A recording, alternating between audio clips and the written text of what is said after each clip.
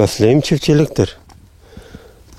Bu aylarda işte ekim yapıyoruz. Şu an patlıcan zamanıdır. Patlıcan ekiyoruz, biber ekiyoruz. İşte buradaki tarlayı kiralıyoruz. Burada arsamız yok. Fidanları alıyoruz. Yani fidanlar da bize çok pahalı geliyor.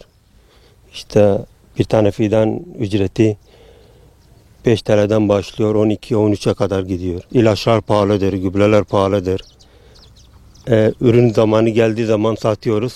Para etmiyor. Yani biz de mecbur bir işi yapmak zorundayız. Yani şimdi ekiyoruz. Mesela hava şartları iyi giderse bir aydan sonra verim vermeye başlar.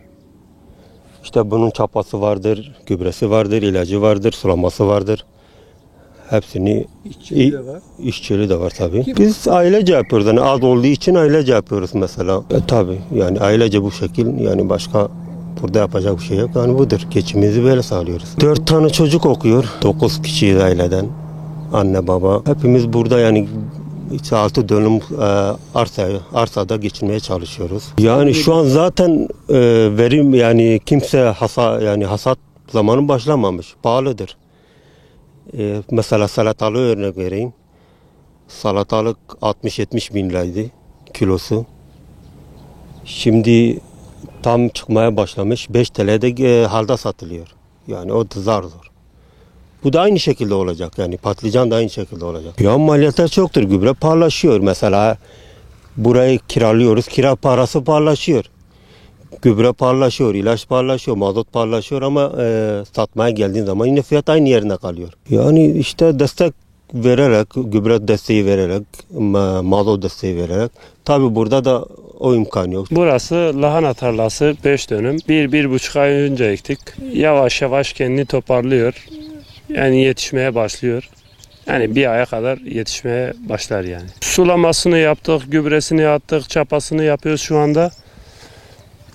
İlacını yapıyoruz. Öyle yani. Yani bir aya verimini verir yani. Yani bu sene biraz yağmur yağmadı. Biraz sıkıntı yani. Yağmur yağınca daha iyi oluyor lahana. İyi yani. Çok şükür iyi. Bu sene de iyi olmaya başladı yani. Masraflar biraz yüklü ya. Bu sene masraflar, fide pahalı, gübre pahalı, ilaç pahalı. Yani her şey pahalı bu sene. Bakalım. Kısmet artık. Fiyatını en az 10 ve üstünden gitmesi lazım. Yoksa zarardır. Ondan aşağı zarar zaten. Yani şu anda 15 lira falan. Yani biz hale götürüyoruz. Hale bırakıp komisyoncu satıyor. %10 komisyonla satıyor yani. Evet, ailece geçimimiz böyle. Sebze ekiyoruz. İşte salatalıktır, lahanadır.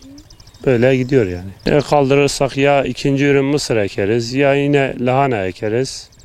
Karnabahardır. Bu tür şeyler ekiyoruz. Valla yetkililere talebimiz, yani masraflar yüksek. Yani bizim bir desteğimiz de yok. Buranın bir desteği de yok. Öyle yani. Yani fiyatların inmesi iyi olur ama gitgide yükseliyor. Gittikçe yükseliyor.